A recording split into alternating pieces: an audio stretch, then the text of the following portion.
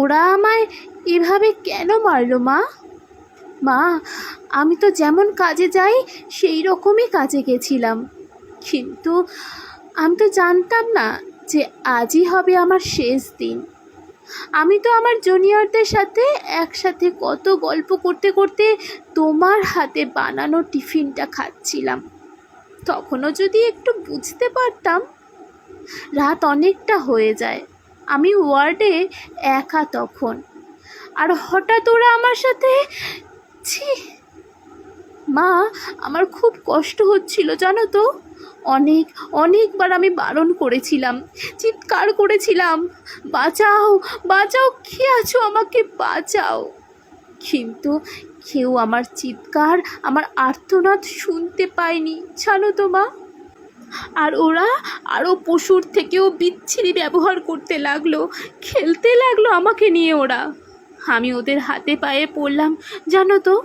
আমি এটাও বললাম যে আমাকে ছেড়ে দাও প্লিজ, আমি কাউকে কিচ্ছু বলবো না, আমাকে যেতে দাও। কিন্তু ওরা আর আমায় তোমার কাছে একবার যাওয়ার সুযোগটা দিল না তোমার কোলে শেষবারের মতন মাথা রাখতে দিল না শেষবার তোমার হাসি ভরা মুখটা দেখার ও শেষ বিদায় জানানোর সুযোগ। আমার গলা টিপে ধরে নিজেদের সর্বশক্তি দিয়ে আমার গলা চেপে ধরে জানো মা। আমি অনেক কষ্টে চেষ্টা করি বাঁচার, কিন্তু হয়তো আজ ভগবানও চায়নি যে আমি হয়তো বেঁচে থাকি। ওই পশুদের শক্তির কাছে আমি হেরে যাই, আমার গলার হাড় ভেঙে যায়। ওরা আমায় ওভাবেই ওখানে ফেলে রেখে চলে যায় ওই বিবস্ত্রভাবে। সকালে সবাই আসে, কিন্তু এ কি, আমি কারোর সাথে কথা কেন বলতে পারছি না?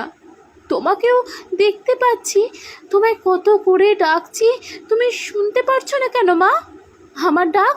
ও ও মা, মা গো, এই তো দেখো দেখো না মা। ও মা, এই তো আমি, তুমি কাঁদছো কেন?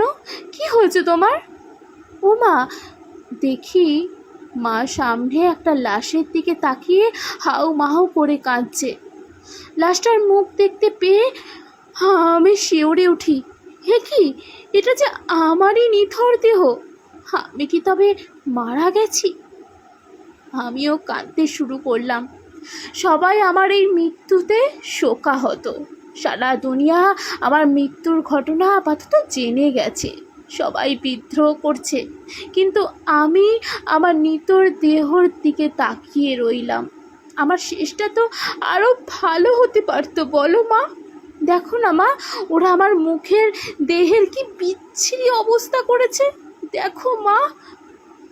আমার চিৎকার করতে ইচ্ছা করছে, কিন্তু আমার আওয়াজ এখন কেউ শুনতে পারছে না। আমি এতগুলো লোকের সামনে চিৎকার করছি, কিন্তু কেউ আমার এই চিৎকার শুনতে পারছে না, কেউ না। কেউ খারাপ চোখে দেখবেন না, এখানে মৌমিতা ম্যাডামের ইমোশনটি তুলে ধরার সূক্ষ্ম প্রচেষ্টা করেছি। মৌমিতা ম্যাডামের হয়ে একটু লেখার চেষ্টা করলাম, হয়তো তিনি আরও কিছু বলতে চাইতেন।